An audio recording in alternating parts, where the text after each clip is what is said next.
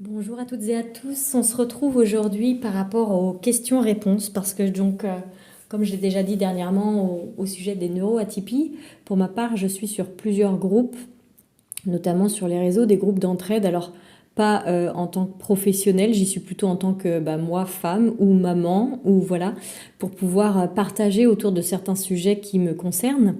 Et forcément, quand j'y suis, il y a j'ai envie de dire la maman ou la femme en moi qui lit. Et puis il y a aussi la professionnelle. Et la professionnelle, elle sait des choses qu'elle aimerait pouvoir transmettre aussi lorsque les personnes sur ces groupes ont des questionnements.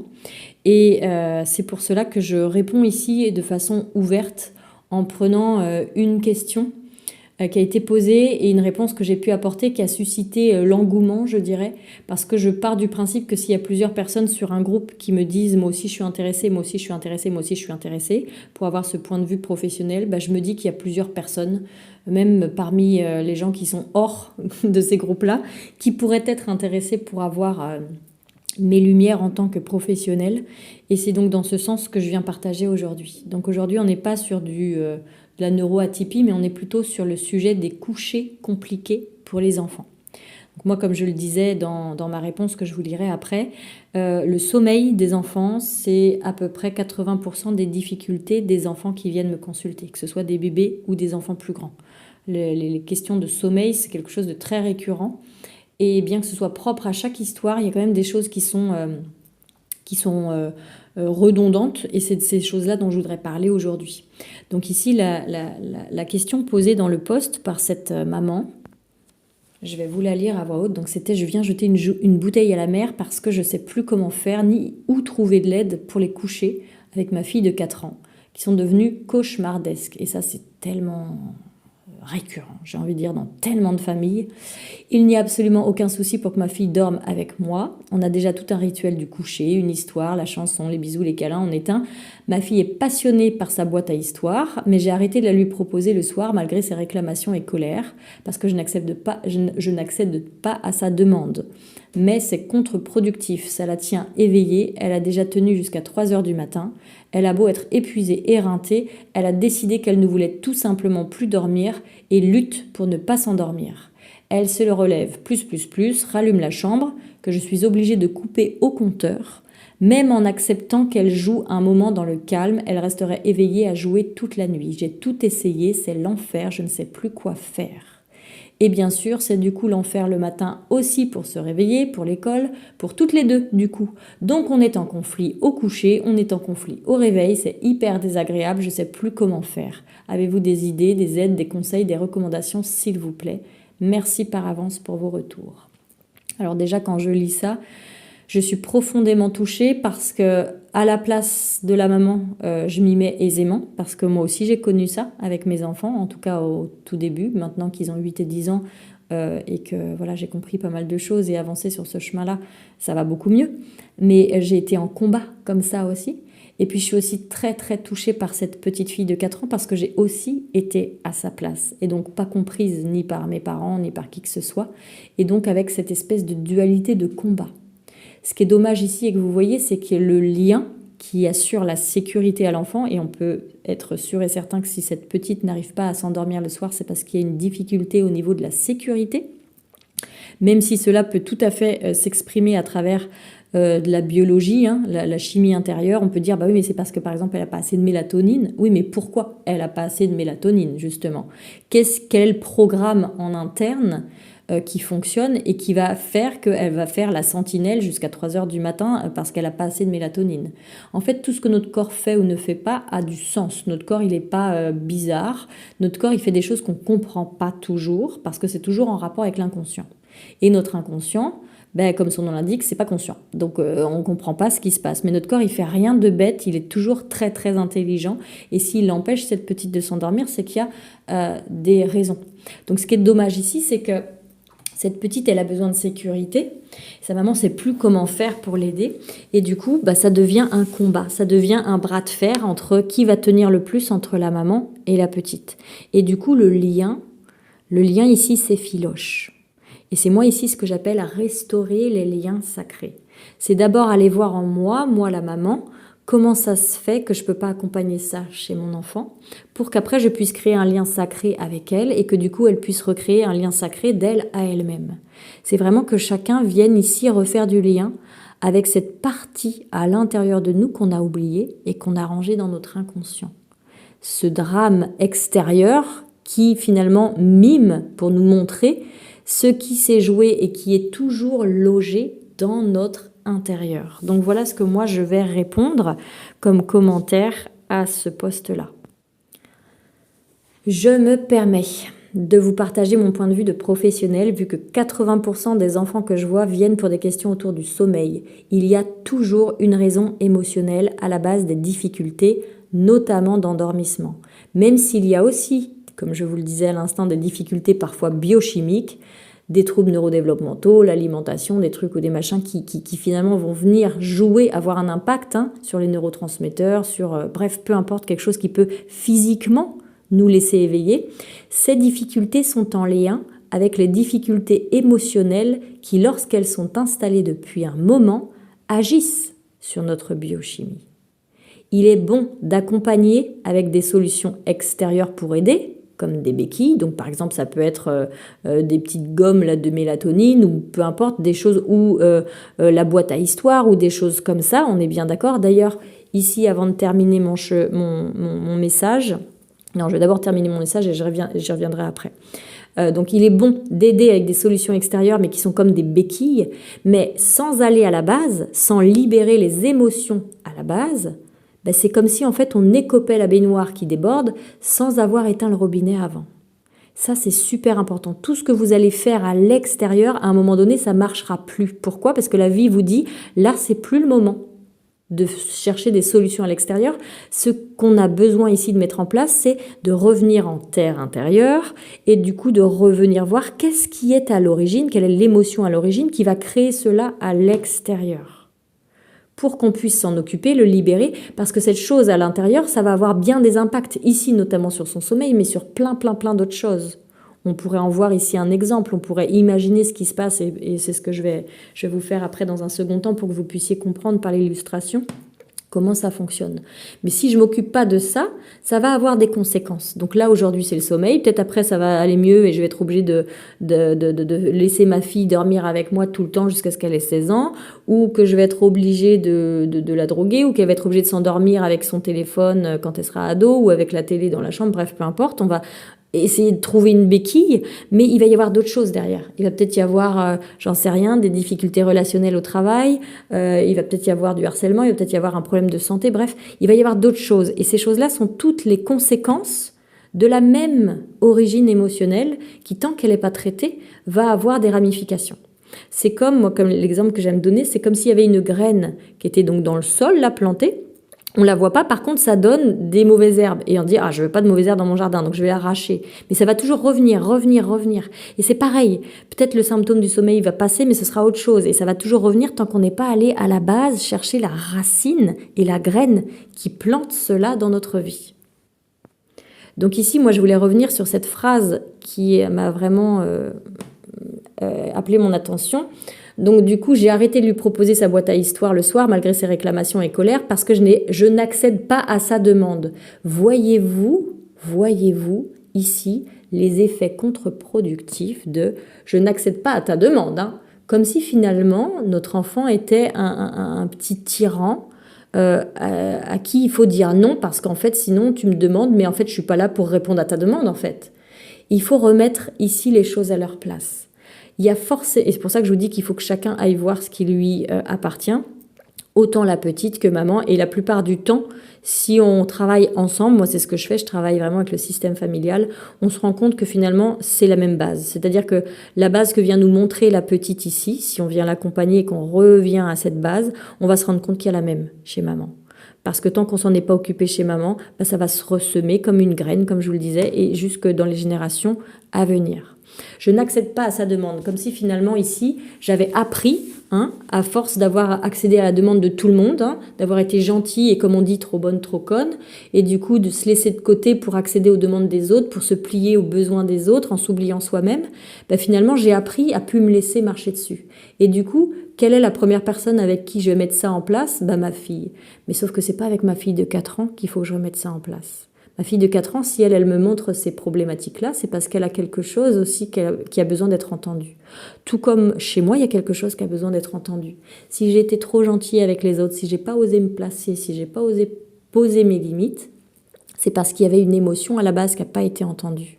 Et peut-être que moi aussi j'avais des problèmes de sommeil ou d'autres problèmes d'alimentation, de lien, de peu importe quoi, qui, si on les avait écoutés et décodés, nous auraient fait revenir à la base, cette émotion de base qui a fait que j'ai dû m'oublier pour répondre aux besoins des autres, parce que c'était mon système de sécurité à moi. Mais aujourd'hui, je n'accède pas à sa demande, c'est pas à ma fille qu'il faut mettre ça. C'est à ceux qui ont abusé de moi pour de vrai. Et il y a de fortes chances que pour cette maman-là, il y ait des gens actuellement dans sa vie qui lui en demandent bien trop en fait et à qui elle n'ose pas dire non. Et au lieu de leur dire non à eux, peut-être un patron, peut-être un ex-compagnon, peut-être un voisin envahissant, j'en sais rien, ou un médecin, une autorité mal placée entre guillemets, ou sa propre mère, au lieu de dire non et de réussir à se placer ici, on va déplacer le problème et on va aller le mettre auprès de quelqu'un auprès de qui c'est beaucoup plus facile finalement de dire non. Si par exemple cette maman-là, elle a des problématiques autour de l'autorité que sa mère représentait, par exemple, et qu'elle n'ose pas dire non à sa mère, qu'elle est fusionnelle avec sa mère, qu'elle dit amen à sa mère, qu'elle se cache un peu sur qui elle est ou comment elle fonctionne par rapport à sa mère, finalement, ça va avoir besoin de se reporter sur quelqu'un d'autre, mais sans parfois même qu'elle s'en rende compte consciemment. Vous savez, moi, l'exemple que je donne souvent, c'est comme s'il y avait 2 chiens dans un jardin. Ces 2 chiens sont copains. Et puis, il y a un vélo qui passe le long du jardin. Ils vont tous les deux courir après le vélo, mais ils ne peuvent pas y aller parce qu'il y a le grillage qui les empêche. Et pourtant, à l'intérieur, leur système, ils sont branchés pour courir après. Et ils aimeraient bien pouvoir attraper le vélo et l'arrêter. C'est à ça que ça sert. Le chien, il a un programme intérieur pour arrêter, pour stopper le mouvement. Et ils ne peuvent pas y accéder. Donc, il y a une frustration qui monte. Qu'est-ce qui va se passer? Celui qui est plus dominant ici va aller se venger entre guillemets, alors c'est pas le bon mot, mais c'est un report, c'est vraiment comme s'il y avait un report de cette frustration sur le plus faible entre guillemets, alors qu'ils sont copains, alors qu'ils s'aiment beaucoup, mais il y a comme quelque chose que je peux pas exprimer et du coup cette frustration intérieure il faut qu'elle soit reportée. C'est pas quelque chose qui est choisi, c'est pas quelque chose qui est volontaire, c'est quelque chose qui est automatique. Et bim, le petit il va se faire mordre alors qu'il a rien demandé, lui aussi il aurait bien voulu courir après le cycliste, et bim, voilà. C'est la même chose qui se passe finalement, nous aussi, si par exemple on est au boulot puis qu'il y a quelqu'un qui abuse, entre guillemets, de nous, là, et qui demande plein de trucs, et tu te dis, putain, je peux pas dire non, parce qu'en fait c'est mon patron, ou alors je peux pas dire non, c'est ma mère, ou je sais pas, peu importe quoi, du coup on va prendre sur nous, et après on va détourner ça et on va reporter ça. Ah oui, toi tu crois que tu vas m'avoir avec toutes tes demandes, c'est pas comme ça que ça se passe, je vais te prendre ta boîte à histoire, voyez. Et finalement, quand la maman, elle fait ça, elle croit qu'elle fait bien, c'est-à-dire qu'elle essaye plein de choses différentes. Et je suis à peu près sûre que ça lui fait trop mal au cœur de devoir faire ça à sa fille. Mais c'est comme si elle avait essayé d'être tellement gentille avec sa fille que maintenant elle se dit, peut-être les gens autour de moi ont raison, peut-être je suis trop gentille, peut-être je lui permets trop de choses, peut-être elle dort trop dans ma chambre, peut-être je suis trop protectrice. Allez, je vais... Et qu'est-ce qui va se passer? On va aller dans l'autre extrême. C'est toujours la même chose. J'ai été trop gentille, maintenant je vais te couper les vivres entre guillemets, et ta boîte à histoire, c'est pas question, tu dors maintenant et j'ai décidé et tout ça. Et on rentre dans la lutte. C'est ni l'un ni l'autre, c'est pas les 2 extrêmes qu'il faut aller voir, c'est la voie du milieu. Et la voie du milieu, pour pouvoir y avoir accès, qu'est-ce qu'on doit faire? On doit aller libérer ce qui est à l'origine. Parce que tant qu'on va dans l'autre extrême en voulant ne pas accéder à sa demande, on est toujours avec notre origine émotionnelle qui est là, qui a fait qu'à un moment donné, on a été trop gentil, on a été trop fusionnel, on a été trop protectrice. Pourquoi? Ça cache quelque chose en nous, la maman. Ce moment où dans notre propre histoire, on a été coupé peut-être de notre maman, peut-être de notre papa, peut-être de quelque chose un lien de sécurité qui s'est arrêté, et du coup on a mis en place quelque chose. Peut-être que si je suis super utile à ma mère ou super gentille avec ma mère, elle m'abandonnera plus. Et à ce moment-là, on ne s'en rend même pas compte. C'est quelque chose qui se met en place dès tout petit. Et on grandit avec ça, en fait. C'est notre psyché qui se met en place comme ça. C'est nos comportements, nos automatismes qui se mettent comme ça en place. On ne sait pas qu'on est en train de le faire. C'est notre mode de survie. Et du coup, comme on s'en est pas occupé, quand ça arrive dans la génération d'après chez nos bébés, eh ben on ne peut pas s'en occuper pour eux non plus. Donc on ne peut pas aller accueillir ce qui est là, les laisser pleurer ce qu'ils auraient besoin de pleurer. On va essayer de faire tout ce qu'on peut à l'extérieur. J'ai été voir ci, je lui ai donné ça, j'ai enlevé ci, j'ai rajouté ça. Il n'y a rien qui marche, j'en peux plus. La vie vient vous pousser dans vos derniers retranchements ici pour que vous n'ayez plus suffisamment d'énergie pour entretenir ces différents rôles, celle qui est trop gentille ou celle qui est trop méchante, pour que finalement tout ça, ça se casse la figure et que vous puissiez pleurer, trembler, crier l'émotion qui est à la base de ce comportement-là chez vous, pour que ça libère la route et qu'une fois que la route est libérée, vous puissiez du coup être disponible pour que votre petit libère sa route à lui aussi. Donc c'est très inconfortable, mais c'est toujours le vivant, l'intelligence du vivant qui vient s'exprimer là-dedans. Et on n'est pas obligé d'attendre de se casser la goule et que tout se devienne enfer comme cela. Pour nous les parents, pour eux nos enfants, on peut aussi aller mettre des mots là-dessus. Quand il y a une problématique, on vient traduire. Moi c'est ça que je propose, c'est de venir mettre des mots MOTS sur les mots MAUX de vos bébés, de vos enfants ou de vos bébés intérieurs, enfants intérieurs aussi, ou de vos animaux, c'est possible pour tous ceux qui n'ont pas la parole, pour qu'on puisse comprendre qu'est-ce qui se joue, quelle est l'émotion, pourquoi elle est là, depuis quand, et que du coup on puisse, en ayant compris ce qui se passe ici, l'aider à s'exprimer, se libérer. Et c'est ça qui va répondre finalement à la question d'après qui était « Bonjour, quel professionnel ?» ou conseil pourrait appliquer pour libérer les émotions. Bon, c'est pas très français, mais en gros, ça voulait dire ça. Quel professionnel on peut aller voir ou quel conseil on pourrait appliquer pour pouvoir les libérer, ces fameuses émotions. Puisque moi, je disais ici que ce qui est à la base, ce sont des émotions qui ont été cristallisées et qu'il faut les libérer parce que sinon, c'est écoper la baignoire sans avoir éteint le robinet.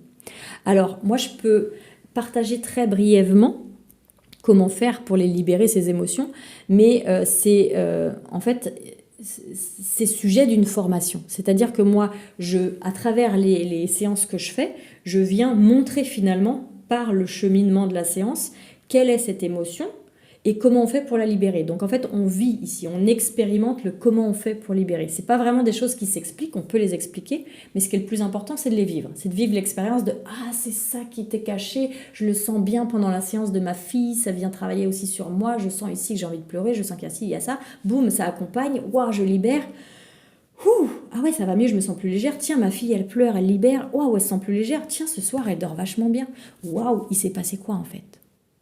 Et à travers ces libérations-là, alors des fois ça se passe très vite comme ça en une séance et parfois quand justement il y a aussi le parent qui est emmené là-dedans, ça demande un peu plus de temps parce qu'il faut accompagner chacun au rythme qui est juste pour lui. Mais en tous les cas, ce qui va être le mieux, c'est de vivre cette chose-là plutôt que de croire à 100% à moi ce que je vous raconte. Parce que le but du jeu ici, c'est pas de croire à quelque chose. La croyance, comme son nom l'indique, je crois quelque chose mais je peux me tromper quand je me crois. La croyance, elle peut amener toujours le doute. Donc ce qui compte ici, c'est pas de croire avec sa tête, c'est d'expérimenter et de voir les résultats. Donc ce qui est chouette, c'est de pouvoir le vivre en séance, et ce qui est chouette aussi, c'est de pouvoir se former, parce que c'est pas juste, bah tiens, je t'explique en une ligne comment on fait, c'est qu'il y a tout, il y a toute une mise en place en fait, c'est énorme ce qui se joue derrière. On est sur des grosses guérisons. On n'est plus sur juste de la guérison de tiens, ma fille elle pleure, si je l'amène chez l'ostéo et qu'on lui remet un os, claque un petit peu mieux, boum, ça y est, ça va mieux et elle pleure plus. Il y a des enfants pour qui c'est le cas. C'est-à-dire qu'il y a juste besoin de quelque chose à l'extérieur qui leur manque. Ça peut être voilà, une séance d'ostéopathie, ça peut être peu importe. Voilà, il peut y avoir quelque chose ici qui va aider vraiment et ça va être suffisant. Mais aujourd'hui, à l'époque que l'on vit actuellement, et si vous êtes amené à croiser ma route, que ce soit professionnellement parce que vous avez décidé de prendre un rendez-vous ou parce que vous m'avez croisé dans la rue et qu'on a discuté d'un truc comme ça, comme par hasard avec plein de guillemets, eh bien, c'est que certainement, ce que vos enfants viennent vous montrer à vous, c'est quelque chose de beaucoup plus grand. C'est qu'est-ce que vous contenez encore en tant qu'adulte de votre enfance et qui vous empêche d'aller plus loin, qui vous empêche de mener vos projets à bien, qui vous empêche d'être en santé physique et mentale. Qu'est-ce qui vous empêche de faire des bonnes rencontres en couple ou amicales ou professionnelles? Et en fait, il y a, comme je vous le disais, l'ai dit tout à l'heure, cette petite graine qui est à la base, elle est à la base, elle fait des ramifications. Donc elle est à la base d'une problématique de sommeil aujourd'hui chez la petite de 4 ans, mais si on s'en occupe pas, quand elle aura 40 ans, elle pourra avoir des troubles de la périménopause, peut-être entre-temps à son adolescence, elle sera tombée sur des gens qui la harcèlent, bref, peu importe, parce qu'en fait ça a des conséquences. Ça a des conséquences sur plein de sujets différents. Donc le conseil que je pourrais donner ici, cette maman-là, pour le moment, elle ne peut pas aider à libérer l'émotion de sa fille. Pourquoi? Parce que il y a sa propre émotion qui se trouve en travers du chemin. Il faut d'abord qu'elle s'occupe de sa propre émotion. Et sa propre émotion, elle va pouvoir la rencontrer justement quand sa fille va l'empêcher de dormir, quand elle va être fatiguée, quand son système nerveux sera épuisé. Ici, il va se passer quelque chose. Il y a des choses qui vont remonter. Moi, j'appelle ça une bulle de limonade. Mais comme je vous le dis, ça fait partie des formations que je propose. Je ne peux pas l'expliquer en 3 secondes. Donc ici, finalement, la bulle de limonade, c'est comme une vieille émotion qui était, donc la petite bulle de limonade qui était dans le fond de la bouteille. Donc le fond de la bouteille, c'est notre inconscient. On n'est plus en lien avec ça. C'est des émotions de quand on était tout petit, donc on ne s'en rappelle pas. Mais qui ont déjà fait certainement des échos dans notre vie. Donc on va se dire, tiens, je ne suis pas complètement coupée de ça, et pas complètement inconsciente par rapport à ça. Donc à un moment donné, il y a une émotion qui va remonter. Peut-être, par exemple, chez cette maman, ça va être le sentiment d'impuissance. Elle va sentir dans son corps que ses bras sont tout flasques, par exemple. Et puis elle va se dire, mais je vais jamais m'en sortir, en fait. J'en peux plus, à l'aide. Puis quand elle va voir sa petite qui pleure, ça va peut-être la mettre dans tous ses états, parce que ça va lui rappeler la petite qu'elle était, et qui est peut-être encore existante dans son inconscient à cette maman-là. Et donc en fait ici, il va y avoir une recrudescence de peur, de tristesse, et le but du jeu, ça va être de passer à travers ça. Donc au lieu de s'énerver et de dire bon ça suffit maintenant machin, et du coup, parce que la colère nous permet de nous sentir forts, alors que l'impuissance, on a l'impression que, ou la tristesse, on a l'impression qu'on va mourir de tristesse, comme le dit l'expression. Donc finalement, parfois, au lieu de ressentir ce qui est là à l'intérieur de moi, l'adulte, qu'est-ce que je vais faire? Souvent, je vais me mettre en colère contre l'autre, et c'est pas bien, et je suis pas contente, et machin, et t'as vu comment maman elle est fâchée à cause de toi, et tout ça, alors qu'en fait, cette colère, si vraiment je lui disais chut, chut, chut, chut, on va voir ce qu'il y a derrière, qu'est-ce qu'il y a derrière? Peut-être que je me mettrais à pleurer, peut-être que je me mettrais à trembler, j'aurais peur de jamais y arriver, d'être une mauvaise mère, que peut-être je vais jamais m'en sortir, peut-être j'ai l'impression que je perds tous mes moyens, que peut-être... Voilà, peu importe ce qui se passe, ici, il faut s'en occuper. Parce que ce qui arrive à cet endroit-là, ce qui est révélé à cet endroit-là, c'est mon émotion à moi, la grande, qui a besoin d'être libérée pour que je puisse accompagner cette émotion chez ma petite. Mais la plupart du temps, je ne peux pas faire cet accompagnement tout seul au début. Pourquoi? Parce que si ça s'est mis en place ici, si ça s'est caché dans mon inconscient et que ça reste encore là présent alors que c'est le passé, c'est bien parce que j'étais pas en sécurité, parce qu'il n'y avait personne pour m'aider, moi, avec cette émotion. Donc si à ce moment-là, il n'y avait personne, donc je l'ai rangé dans mon inconscient, je peux être à peu près sûre qu'aujourd'hui, s'il n'y a personne pour moi, il n'y a pas quelqu'un pour m'aider à tenir pendant qu'il y a cette remontée-là, et la remontée, elle ne va pas remonter. Je ne pourrais pas lutter contre ma colère. Je serai en colère, et cette colère, pourtant, elle devrait, si quelqu'un était là pour m'aider, pour m'accompagner, elle devrait se mettre de côté pour que je puisse voir ce qui est caché en dessous, mon impuissance, mon désespoir, toutes ces choses qui sont là cachées depuis ce lointain passé de quand j'étais toute petite, moi-même. Et c'est pour ça que moi, je trouve toujours bien de commencer au moins cette libération émotionnelle accompagnée par quelqu'un.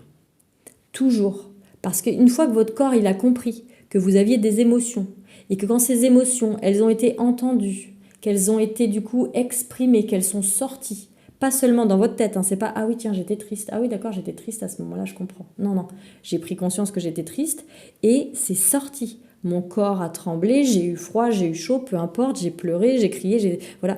Il faut que ce soit vraiment libéré.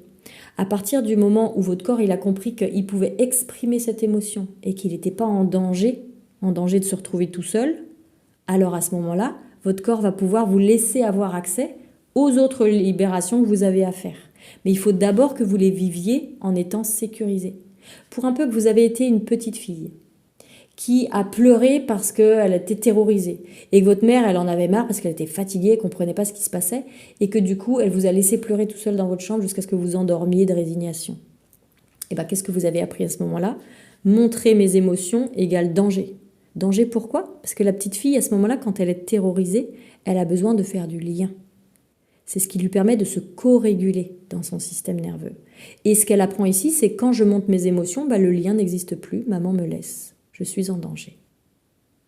Donc, bien évidemment, qu'il y a des résistances intérieures pour vous permettre de laisser ces émotions-là remonter. Et pour autant, c'est dans le lien, quand vous allez laisser remonter ces émotions avec quelqu'un en face de vous, que vous allez pouvoir vous reprogrammer. Parce qu'à ce moment-là, montrer les émotions égale danger n'existera plus. Ce sera montrer mes émotions égale je suis accompagnée. Et derrière, waouh, c'est la liberté.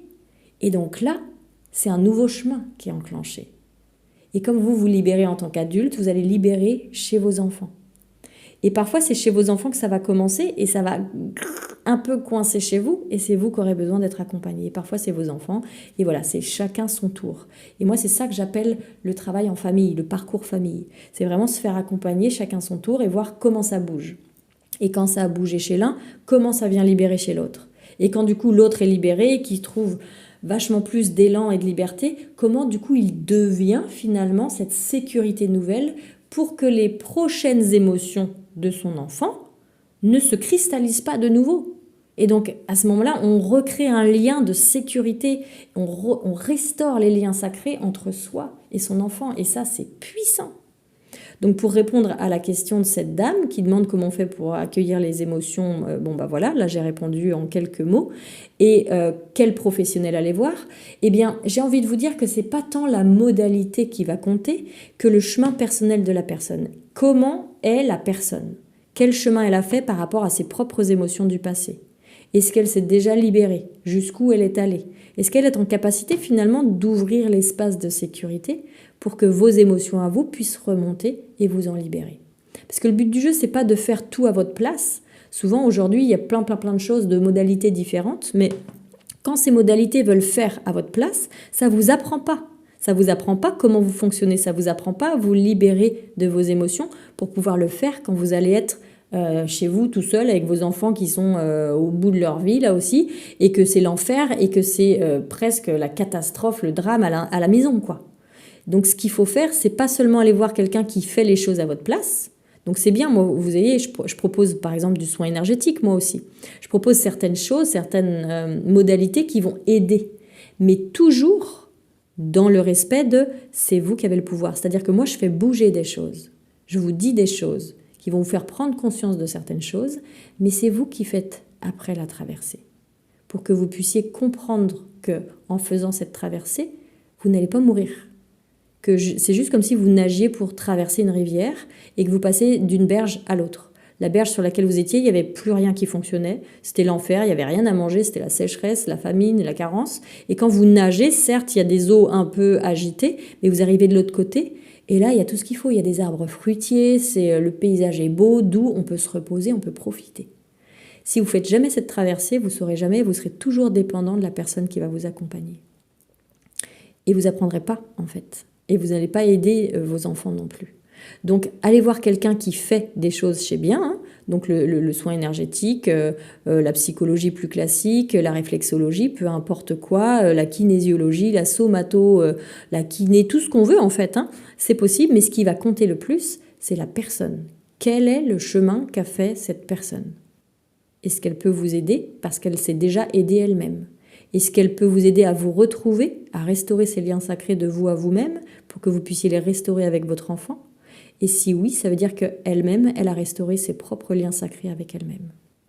Donc ça, c'est pas quelque chose qu'on peut voir sur le CV de la personne. C'est pas parce qu'elle a des diplômes. On peut pas le savoir.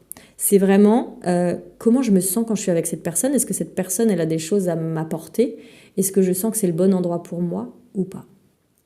Voilà ce que je pouvais vous répondre aujourd'hui.